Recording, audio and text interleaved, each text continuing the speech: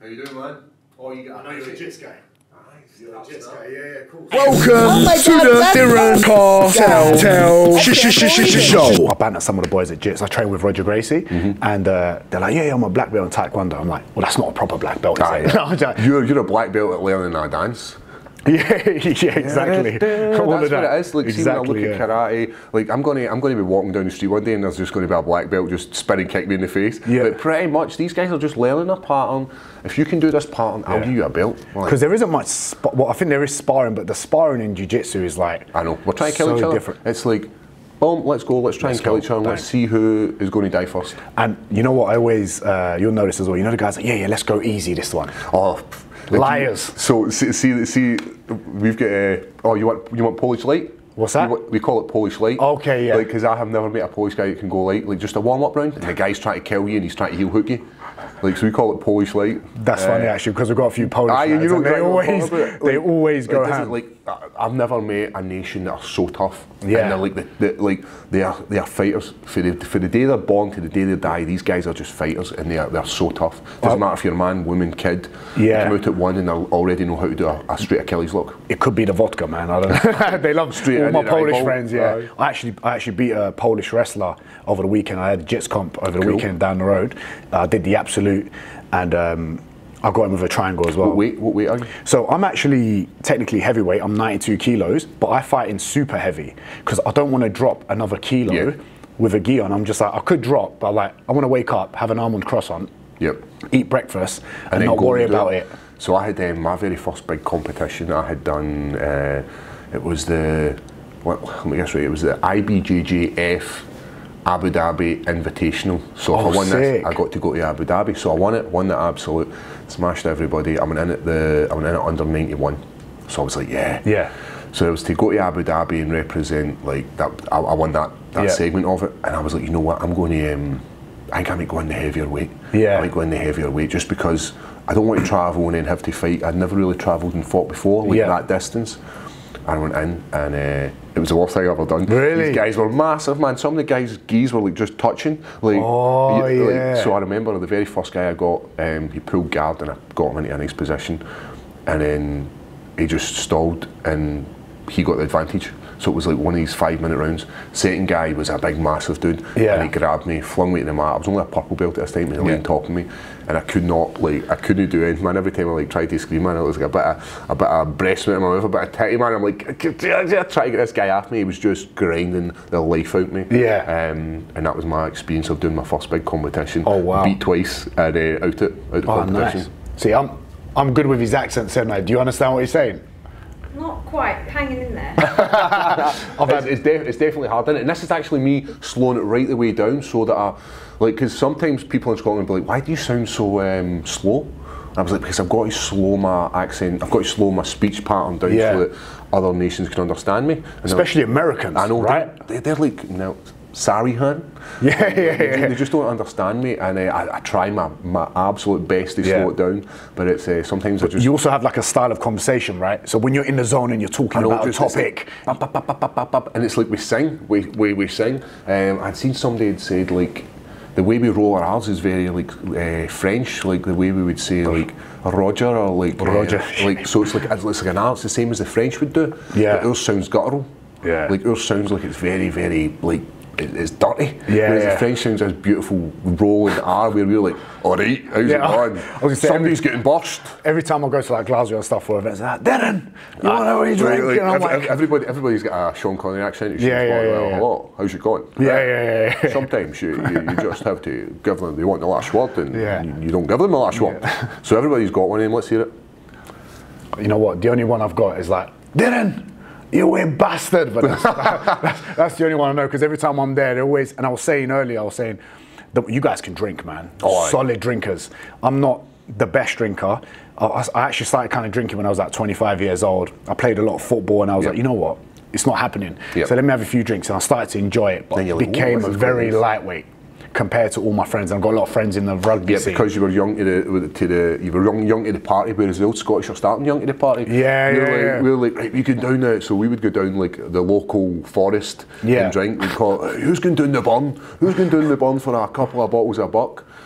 in my feelings, I didn't actually drink Buckfast until I was an adult, and I was like, oh my god, that's like pure sugar, man. That's like a can of Monster, like in a hot form, liquid. So as a kid, it was like ciders we used to drink. Like, and it's easier to take down, right? Because of the sugar. But it's still like. It's like cheap cider, it's like paint stripper. So everybody at a young age in Scotland that we're drinking, I guarantee you, seeing the weather's out, like that's the police enjoy that. That's like the highlight of being a police officer's day. They're like, right, you ready for this? How much alcohol can we take off minors? Let's go. And I was saying, like, every time I was at an event, like the first halves, everyone's really focused. Second half, everyone's boozing, and I can see eyes. I can see more people talking. I'm like, now I need to cut this show short and go out on the piss with everyone else. When you first started doing jits and when you started hitting those triangles, Roger Gracie told me, I was like, I keep going for triangles, and now I see him everywhere. I see him everywhere, and I'm like, this must be a bad thing that I just keep going for this because it's like the easy. I should get better at, I don't know, rear nakeds, arm bars, or whatever it is. But he was like, nah, you see triangles, you be the man of the triangle, just fucking execute that. Because what I've noticed with like jiu-jitsu and most sports is a lot of people try and jump the gun and try and do the complicated, fancy stuff, whereas like you see a lot of people doing like the De La Riva, reverse De La Riva, you get into these positions, and it's like, right, it works, but you need to be slick at it. Or rolling for like Berlin bowling kind of stuff, and getting into these little leg locks. But as you're saying about triangle, like the best one, the best guy that describes it is Bruce Lee, and I always butcher this, like, because that's what I say to people. We always butcher this statement, and it's like, don't fear the man that does one kick, don't fear the man that does 1,000 kicks once. Fear the man that does one kick 1,000 times. It's about repetition, and it's like killers make killers. So my advice for them that it's like that one move, then just what you need to do is, if you've got an end goal, then if you think about it like a flow diagram, triangle, is it top mount or is it back take, where am I going for? I can get triangle anywhere. And then you go down the next part, and then it's like, right, it's back. Sorry, what do I need to do? I need to attack this, I need to isolate the arm, boom, go this way. Right, he's defended this, boom, boom, go that way. And then it's a triangle. So the ultimate goal is triangle here, and the ultimate goal is triangle here. But if you follow the flow diagram, it should take you to the triangle. So I wouldn't be trying to like saying like, right, I need to finish this rear naked choke. Because I've found now, like, everybody's defence for a rear naked choke's impressive. Like there's not a lot of people catching. It's where you get caught as a white belt the most, probably. Because they're defending so well, they're getting their backs to the mat, they're defending the choke in hand, they've got all these systems to follow. So I think sometimes going for the rear naked choke, I'm using that as an example, you might as well just fall into what you're good at, like try to get in that triangle. So just keep doing that. Good. Because I go to Bali a lot, and I've got like MMA fighters out there that fight in Malaysia and everything that won championship, and train at a place called Soma, one of my friends' gyms, and I'm like the jits guy there, and the strikers always bad at me. They beat, and I do the fight and sparring sessions every so often. They beat the living shit out of me. But it's actually great. Do you get your own back? So when I struggle, I just go for a takedown. I go for a takedown. That's how I developed my sport. I would go into gyms against guys who were much better than me, and it was like their striking was like through the roof. And this is what you're probably finding as well. Their striking outweighs your striking, but your grappling outweighs there. And it's like we've got this common ground where I need to get you into my world. And the best way, I play a game called Top Trumps with my daughters. And it's like, so it'll have like all these different categories. So it'll maybe be like power.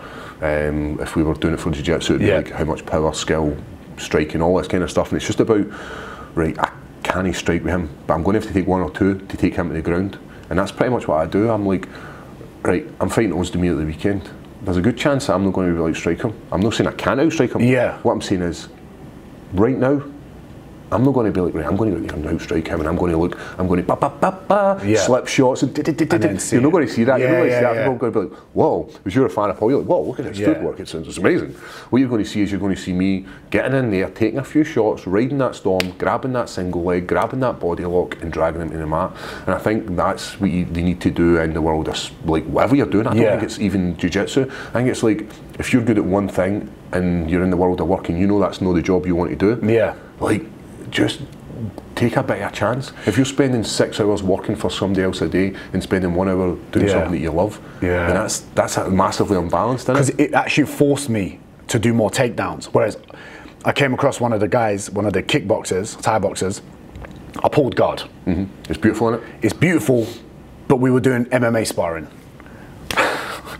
I was catching them left, right, center. But I've seen you're quite comfortable when you're doing MMA in your guard. Is that because you're quite tall and your legs are quite long, or you just see things better from, because everybody's going to fling the same combination. So when you're in this top position, like even for boxing, like if you're here, like people have to reset. So if you're flinging a right hand, you need to reset so you can see the body movement. Yeah. So predominantly what guys will do is they'll chain these movements and they'll all come off the same rotation. It's exactly the same on here. It's just a different playing field. But you're better with your hips there, right? So boom. So if he's flinging this shot, like I know if I slip this shot, he's going to come with this shot. So I just need to be out the road, and then as he's flinging it over the top, he then has to change the trajectory of this punch, so it loses all its power. Whereas if he's here looking for it and my head's there, he has to have a slight change in it, which breaks the chain of like the kinetic chain. And you can catch that as well, right? Like, oh yeah, we did some of that. Aye. So, and I developed this style because, as I said, I'm not the biggest of guys when I'm training. Like, for instance, if I'm training with Tom Aspinall, who's a heavyweight, he's an absolute savage on the stand-up, savage on the jiu-jitsu, he's savage in ground and pound. I need to develop a way that works for me. I can't allow him just to take me down, beat me up. I need to develop something, so slip a few shots, try and put in a submission. So training with him, I'm the small guy. Training with Phil de Vries, exactly the same, heavyweight champion for KSW. I'm always a smaller guy anywhere I train. Do you find it harder to fight smaller guys? Yes, because they're a wee bit slippier, aren't they? Yes. They find space that, so normally I would leave a wee bit of space and a heavyweight wouldn't be able to get in, or a light heavyweight wouldn't be able to get in. Whereas the wee guy just start taking, I'm like, how did you get in there? And then you have to work harder. The worst is the worst guys, and you'll know exactly what I'm talking about, the guys that just like, constantly move, and you're like, having to like, frame in their throat so you can just kind of like slip in. Man, just slow down, man. We're having a good time here and you're wasting it for me. And like, he's just going wild. And there's almost like this power of, like when I'm fighting heavier guys or bigger guys, I actually kind of like being the underdog. And when you're with like a smaller guy, they're a bit of the underdog and they come with a different bite. And it's almost more difficult to maintain that. So when you're fighting like in the UFC and say you're fighting like really big names or whatnot, do you prefer to be the underdog? Because what I've noticed with a lot of fighters is everyone's very humble. Because I guess you can kill someone with your bare hands, which must be fucking an amazing feeling. It's like in a room, you feel safe. Somebody told me this great statement the other day, and it was like, you're better being a killer in the normal world than you're better being a killer in a gentle world than a gentle person in a killer's world. So meaning like you're better being the killer, you're better being the big prey, the big apex predator than being the prey. And even if you never ever had to use it, like one of the examples is like, if a fight starts, I'm not starting a fight, but I'm better being able to control. I'm better able to be in control than like the guy that's like, oh my god, the panic, shit's going down, man, and I'm going down with him. So you're better being a savage in a gentle world than a gentle guy in a savage world. And I bet that must be. You said you've got daughters. And you said what's that like spending time? Because I want kids one day, and I feel like with what I do now, is it going to slow down what I'm doing, or for you, did it slow you down in any way, or did it motivate you? So this system, my $3 story or $5 story, the Rocks, where he's like, I had $5 in my pocket, man, and I just did stuff. Mine's was, I was 18 and I had a daughter, like, so I was very young when I had it. And these points in your life where you have to make decisions of like going to college, university, joining the real world and getting a job. I had to join the real world and get a job. And that set me in a path where, because what happens is when people get jobs, we rack up debt, so you have to pay for that car, you have to pay for that house, you have to pay council tax, you have to pay all these things that go along with being a parent, food, electricity, petrol, all this kind of stuff. And then getting to live your dream as an 18-year-old, you can't do it. And if my daughter's watching and she's like, I wasted your life, Dad? No, that's not what it is. She put me on this path of like, because who knows where I'd have been if I'd taken that path. I think pressure's good. Pressure's good. We make diamonds, don't we, for pressure? That old statement. But in this point, what she did to me, what she gave me was far outweigh if she wasn't here. because I had to go to work, I had to experience the real world, I had to know exactly what I didn't want to do, to know what I wanted to do. So my very first job, I remember it, I've had more jobs than anything, because I just, like, jobs are not for me. Working Monday, Friday, like, you know you're destined for more. I know what you mean. And you're like, nah, this isn't right. Like, you're working all week. So I had worked at McDonald's as a kid, like when I was like 16 till about 17, 18. And then I went for that to, I got a job as, I worked in a supermarket. And then I went from working in a supermarket to working in like delivery and like putting stuff into kgs, and I was like, this is terrible. And you're surrounded by people who are negative. You're surrounded by people who hate their job, hate their life, hate this. They've done it for 50 years and they're just so surly, and they take everything out on you, and oh, you can't really talk to this guy because he's a wee bit. But it sets you in this path where you know how to talk to people, because if you're not in this real world, you don't know how to talk to people. You know, you go to university and you speak a certain way and you speak to like-minded people. If you're in college, it's exactly the same. There's no confrontation, there's nobody going to punch your flights in because you've done something wrong in the work. So I went for that, and then went for working as a postman, I got some hilarious stories. I was the worst postman ever. I was terrible. I mean, your mail was getting delivered, but I was running right through your plants. Because I was in like 24 or 20, I must have been about 22. I enjoyed that job because I was just out running, and I used to just run everywhere I went, just listening to music. I was the worst postman ever. Went to be a postman, worked in a fish factory, like putting fish into boxes. Was a bin man, get sacked for that, was actually assaulted on the job. Every night I've been sacked every job I've had. But that just shows you're not, like, when I was younger as well, I was like, I deserve more. I need to do more. I'm not made for this system. I'm not made to do a 9 to 5. I've got too much energy, and in my head, like, so many thoughts, and I've got purpose in my mind. I've got dreams that I want to accomplish and things that I want to do, which is why it's a bit, for people like yourself, to kind of hold someone like yourself in that small box, you're bound to explode. Which is why you need to be doing this. I know, like see this, like you think about it, because people say, how are you so good at jiu-jitsu? How are you so good at being like a fighter? How do I be that? I'm like, see, if I put as much time into being an athlete as I put into anything, be it tiddlywinks, I'd be a world champion at it. Because if you think about it, if you're doing 3 hours a day, like we say 3 hours a day training, that's roughly what I do, but you're not. Because what you're doing is you're watching fights, you're all the eating, all the kind of things. So although you're not working a normal 8-hour day, you're working 8 hours at your job, and if you put the 8 hours into anything that you do, then you're going to be amazing at it. But not only the 8 hours, what a lot of people don't understand is everyone wants to do things. Everyone can accomplish certain things, but most people don't have the bravery or courage to take action on that, taking that risk. So one of the things that I found was I didn't have the bravery, and it wasn't the bravery of like, I need to be brave and take a stand. What had happened was I was in a situation where my daughter, she's, as I said, very, very young, and I'm in a relationship with a girl that there's no love there, and it's not in a bad way. It's not like, oh, I hate this woman and I hate her. Like, it was just, this is what I do. This is what, where I grew up, you end up, you have a relationship with somebody, you then have a child with them, you then have a house, and this is the set path that we're going to go on, and there's no love there, and you're trying to make something work because that's what you should do, and it wasn't until I found, like, one of my friends that I'd been friends with for years before this. It wasn't like we'd just met. She was a girl, and we'd really, like, you know, when you find somebody that you're actually in love with, or somebody, and it's not even, it doesn't have to necessarily mean a sexual attraction, like just somebody that gets you and you get them, you've got the both same kind of things in common. That's what I found in this person. And then from that, she then gives you the power to do you, and you probably found this yourself, to have somebody that's not going to be like, no, you can't do that.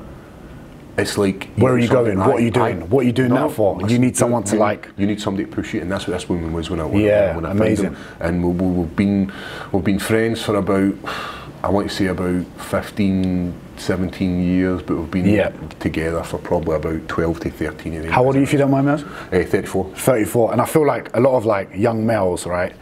Then I did this actually when I was really young. I got into, like, a relationship too early. Before I figured myself out, and kind of, I should have been very selfish. And sometimes when you're like a good person, which your demeanor, by the way, says that a lot about you. Thanks. You end up caring about other people around you.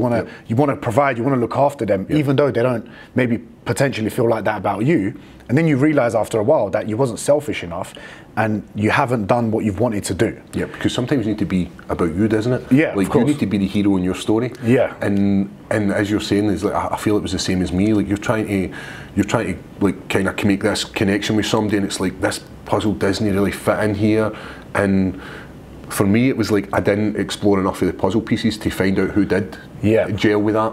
And I find now quite a lot of guys, girls are like just, they don't even care about this puzzle piece. They're like just like, let's just try and do everything. And then they become very unhappy. Like now you have your own identity. You're a UFC fighter. You're going to fight in front of thousands of people. You've got that purpose. And then when you go home to whoever you're going home to, your kids, girlfriend, partner, you're like, I'm a man, I did me, I'm doing me, and I've also got this, which is what I think a lot of people don't find.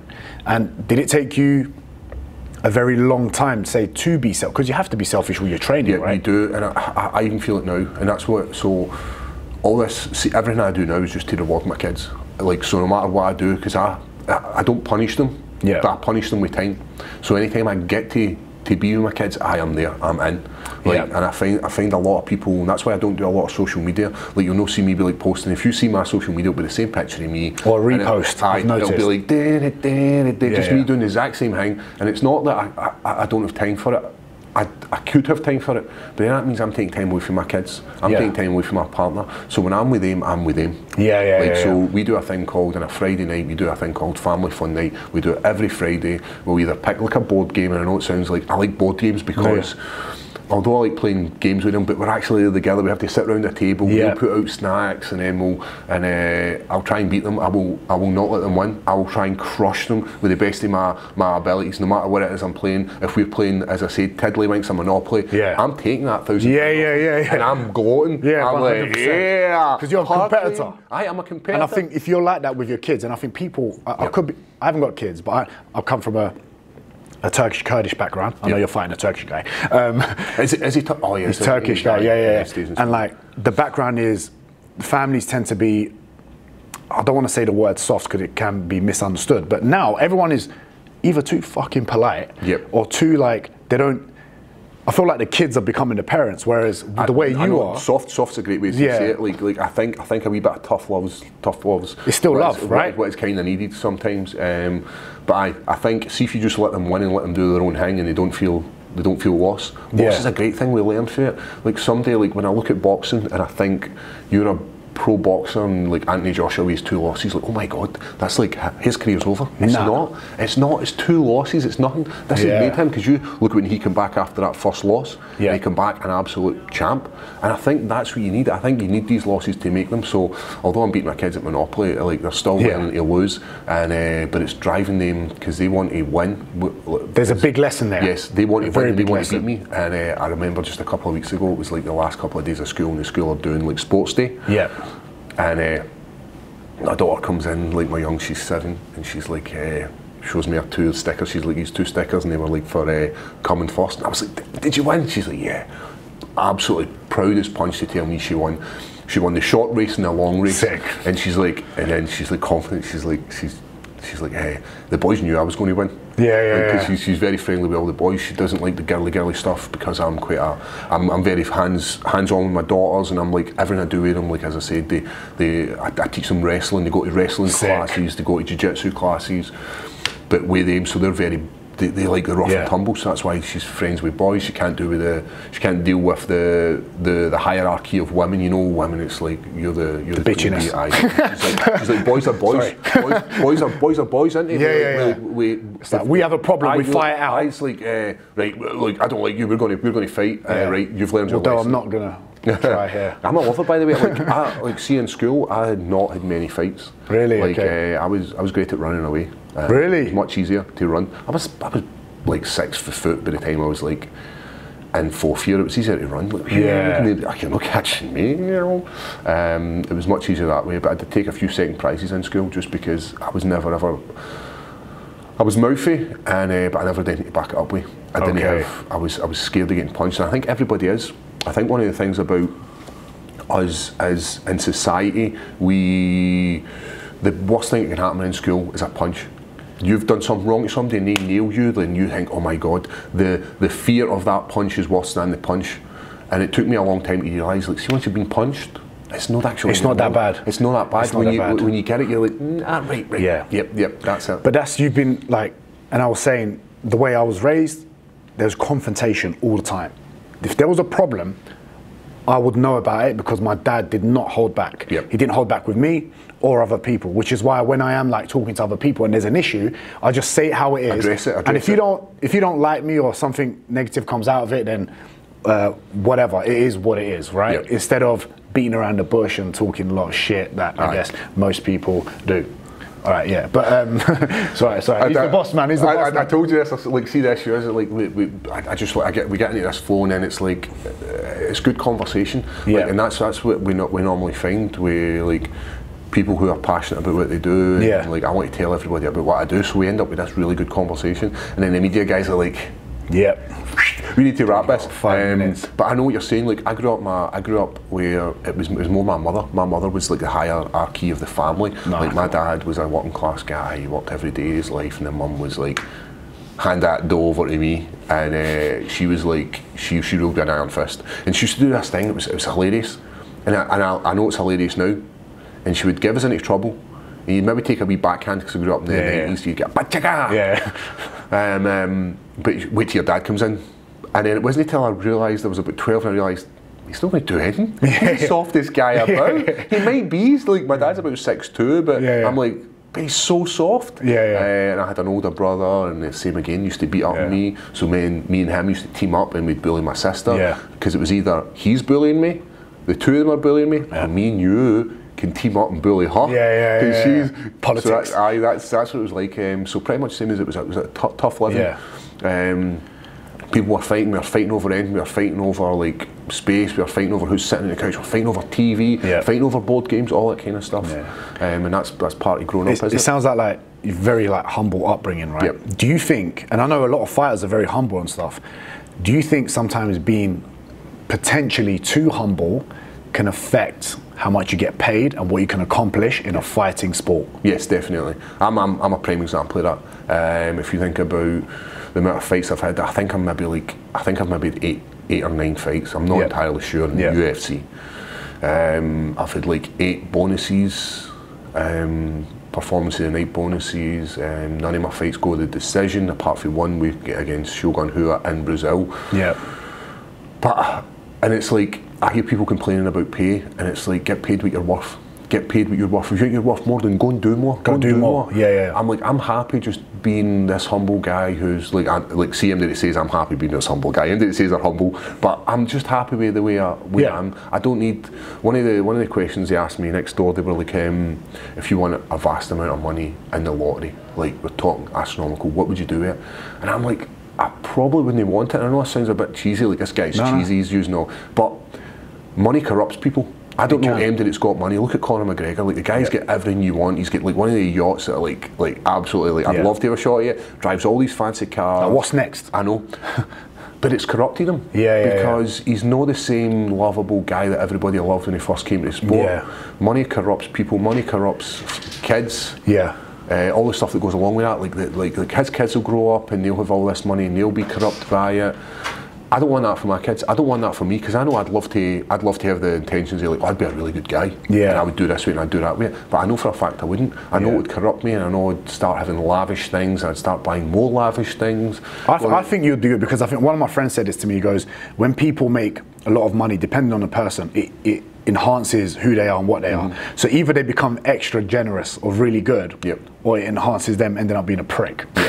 I think you would be the good guy. So, if I'm being honest. So what I would say is, I would like, if I won that money, I'd probably give it away, because you're only going to, what's going to happen is, you're going to end up in the same situation. You're going to end up, and it comes down for me, corruption. Money, as I say, they corrupt. I don't want to be corrupt. I don't want to corrupt my kids. I want them to grow up with good morals.